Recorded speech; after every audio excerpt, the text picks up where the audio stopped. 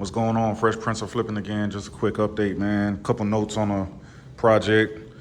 I actually, just touching up the last couple things. Still waiting on a couple things to come. Radiator. I was going to use my stock radiator, but now I'm not really sure yet. Still waiting on the, I forgot the name of the freaking thing that I need to attach to the alternator. I think it's a 470 ohm resistor. Waiting on that to come in. Don't really have anywhere local that I can actually pick that up. So, like I said, I still got to tidy up the wires for the relays. Something I actually ran into. First thing, I'm going to actually replace this. I done loosened this up. Going to be replacing that oil pressure sensor. While I was tightening down the intake again after running the MSD ignition wires under it to make it look more clean, I actually broke a bolt. So now I'm waiting to get,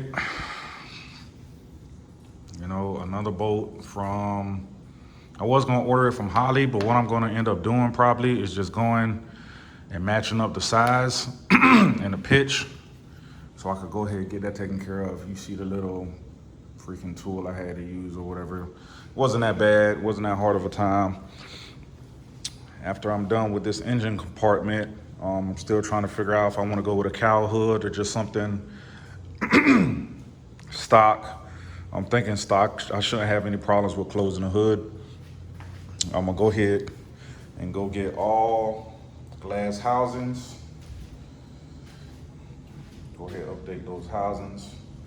You know what I'm saying? Whoever had this car before me didn't know how to run a power wire. This is just whatever though.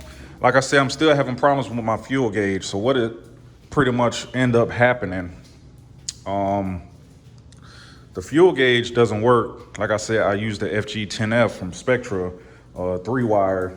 This car didn't come with the plug, so I chopped them, and try to make that work. My fuel gauge still isn't working. So what I'm going to end up doing, most likely, is pulling that tank back out, putting in another original fuel sending unit. Gonna go ahead and button that back up, and then I'm just gonna have an external fuel pump. That's one of my options that I'm looking at right now. As far as my back window trim, I just found out I'm missing another piece like this one, which is gonna be hard as hell to find without somebody trying to charge me for the whole set. It's all good though, it's part of the game. Window clips, I know those are pretty easy to get, so I'm gonna go ahead and order some of those. Car needs to be cleaned up a little bit. Like I say, interior, I'm not gonna lie, I kind of like this brownish color. I'm gonna do it over, but the brown I like. I had this whole theme that I wanted to go. I don't really want to speak on it because people be stealing people's ideas. But got this little brown scheme that I'm thinking about doing. So, like I said, these are cool.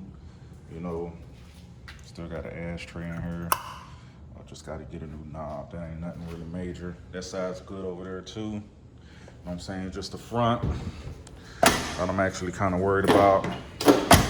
This mirror needs some work. Like whoever I bought it from just stuffed a rag in there for it to hold.